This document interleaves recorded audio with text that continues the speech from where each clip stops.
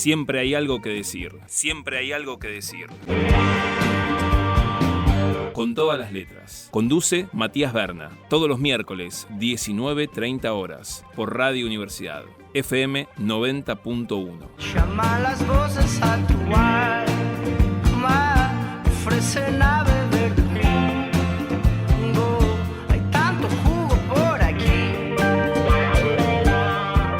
Hola oyentes de Radio Universidad, soy Matías Berna y los invito a compartir un nuevo programa de Con todas las letras por la 90.1.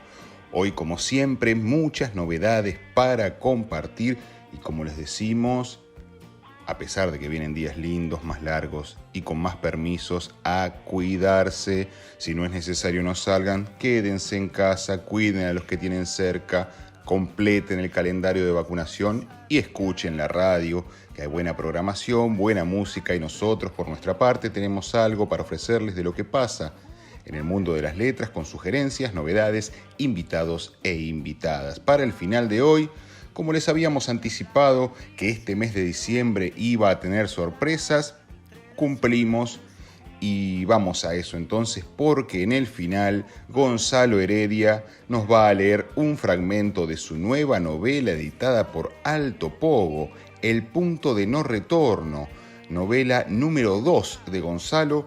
Así que lo hemos tenido en el año 2019 cuando publicó Construcción de la Mentira y ahora nuevamente ya está en todas las librerías El punto de no retorno y nosotros en la propia voz del autor lo tendremos en el final de este espacio y además aprovechamos para agradecer a mi amigo Marcos Almada de Alto Pogo por la generosidad de siempre. Muy bien, vamos a comenzar con una linda noticia porque se va a publicar en Japón y creo que pronto también va a andar por nuestro país, un volumen que reúne 118 diálogos entre Borges y Osvaldo Ferrari. Bueno, las conversaciones entre el escritor y el periodista fueron emitidas originalmente por Radio Municipal y las transcripciones habían sido publicadas en 3 libros. Ahora se tradujeron al japonés y son presentadas en una edición especial. Este es un volumen que compila, como dijimos, los diálogos entre Jorge Luis Borges, que ha mantenido con el periodista Osvaldo Ferrari, quien lo entrevistó reiteradamente desde marzo de 1984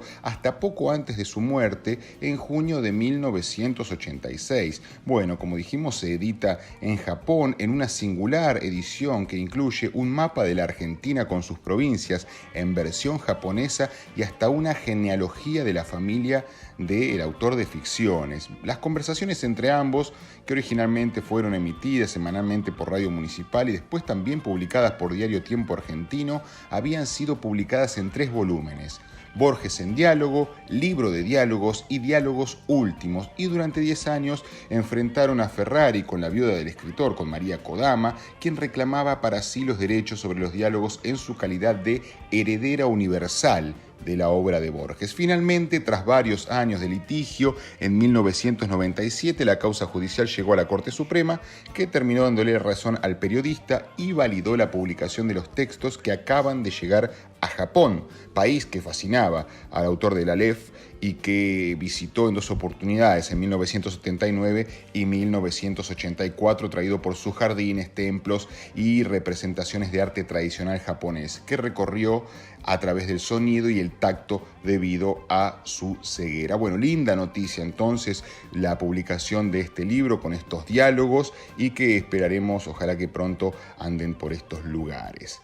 Editorial Planeta acaba de publicar Notas al pie del negro Alejandro Dolina, nuevo libro entonces para el negro, luego de la muerte del escritor Sergei Vidal Morozov. Su casa editorial le encarga a Franco de Robertis una edición anotada de cuentos póstumos. La elección no es casual.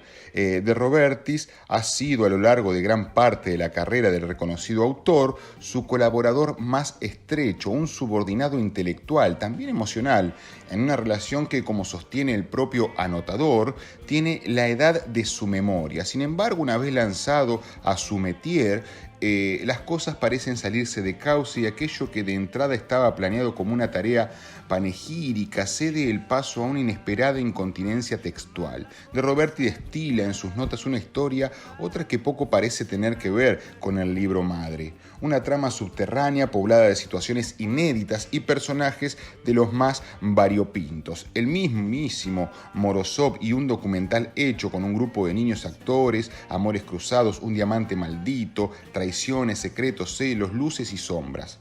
Literaria, teatral, policial, infinita, alucinada, profunda y a la vez divertida, así es, notas al pie, dicen desde la editorial Planeta, la nueva novela de Alejandro Dolina, un universo con sus propias reglas que se despliega frente al lector como un juego de cajas chinas.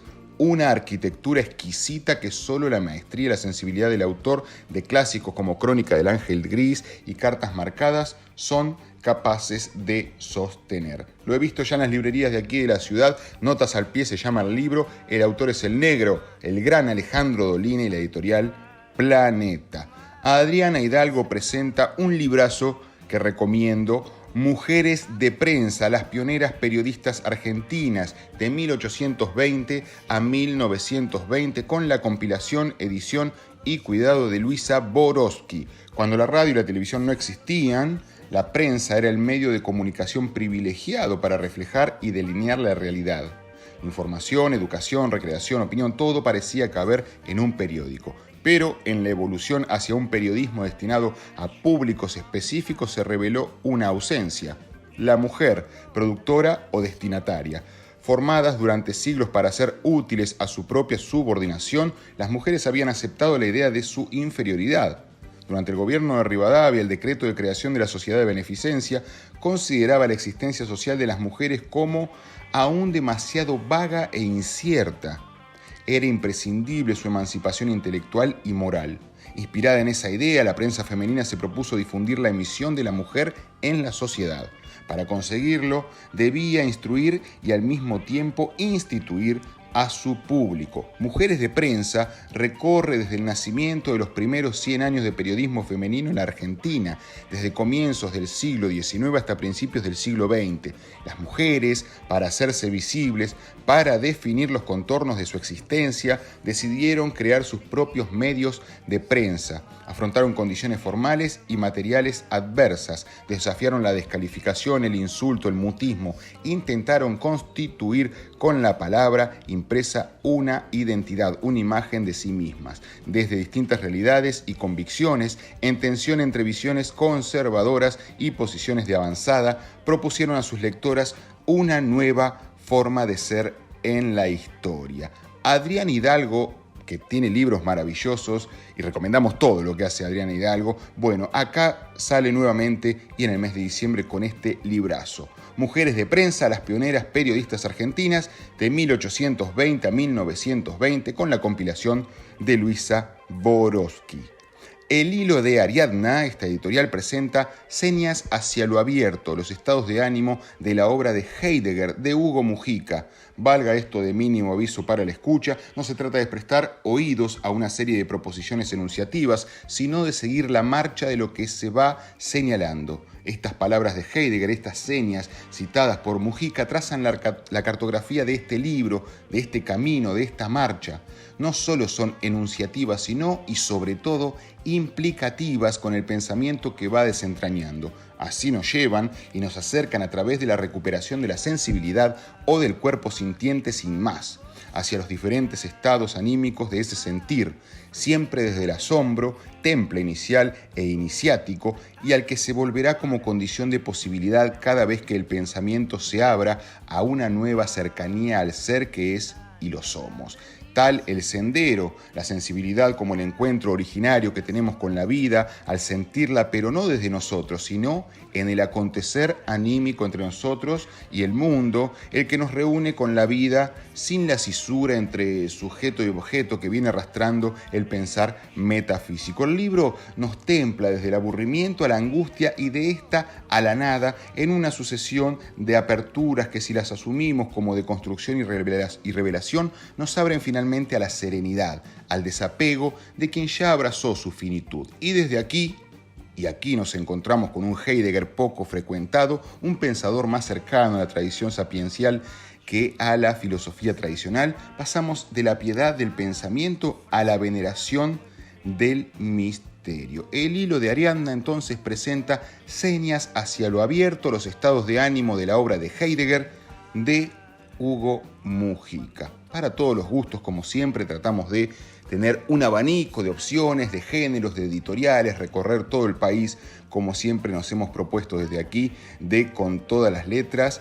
Recuerden que somos Faro de Oro como mejor programa cultural literario en radio y cada día nos vamos a exigir un poquito más. Últimos programas de diciembre, contando el de hoy ya nos quedarán 3 emisiones, así que nos vamos con lo prometido, la voz de Gonzalo Heredia leyendo un adelanto, por si no lo tienen, ahí está su nuevo libro, El Punto de No Retorno, publicado por Alto Pogo. Gracias Cata Pim Beltramela como siempre, que hace magia desde los controles. Disfruten este momento como nosotros, vayan a las librerías, a las bibliotecas públicas, lean en casa y en familia. Sigan en la 90.1, Radio Universidad de Olavarría, universidad pública, la gran universidad pública que tenemos, y cuídense mucho. Mi nombre es Matías Berna y nos encontramos el próximo miércoles. Abrazo grande a la distancia. Chau. Hola, mi nombre es Gonzalo Heredia. Primero quiero dejarles un saludo a todos los oyentes y las oyentes de Radio Universidad. Y a continuación voy a leerles un fragmento de mi nueva novela que se llama El Punto de No Retorno, que editó Alto Pogo en el año 2021, o sea, hace muy poco. Dice así: la mañana que decidí irme del departamento estaba sin dormir. Tenía los labios pegados y la frente transpirada. Miraba la viga del techo y con un pie empecé a rozar la sábana arrugada que dividía la cama en dos. Se me acalambraron la punta de los dedos. Afuera cantaban las chicharras y cada tanto se escuchaba pasar un auto por la avenida. Por momentos me gustaba imaginar que la ciudad estaba vacía. Pensé en levantarme y salir al balcón, pero no quería despertarla. Era la última mañana juntos. En el living tenía el bolso, la valija negra, el sofá cama desarmado y una bolsa de consorcio con mis libretas. Todavía me faltaba armar cajas para embalar platos, vasos y cubiertos. El monoambiente que había conseguido estaba lejos para ir caminando, pero cerca para un flete. Así que abajo estaba estacionada la camioneta que me había prestado uno de los pibes del bar. Todo el tiempo mi cabeza repetía: te vas, dejas todo.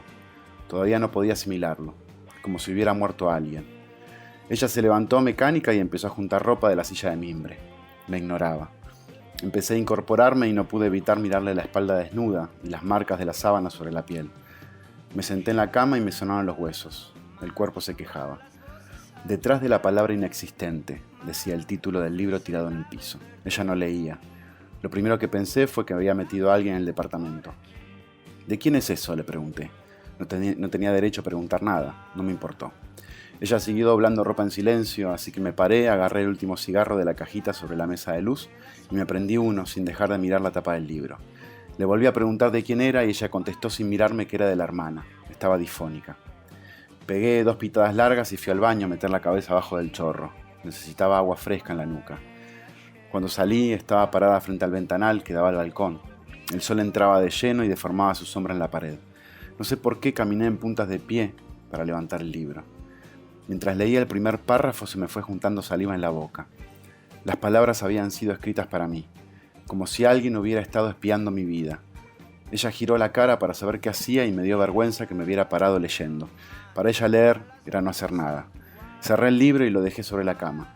Todavía tenía que cerrar la caja de zapatos, embalarlo de la cocina, meter todo en la camioneta y llamar al dueño del monoambiente. Empecé a cambiarme mirando la tapa del libro. Quería saber más del autor. Ella dijo que me lo quedara, así no sentía que la literatura me dejaba fuera. La miré. Unas lágrimas le caían suaves hasta el lunar negro. No respondí y seguí cambiándome.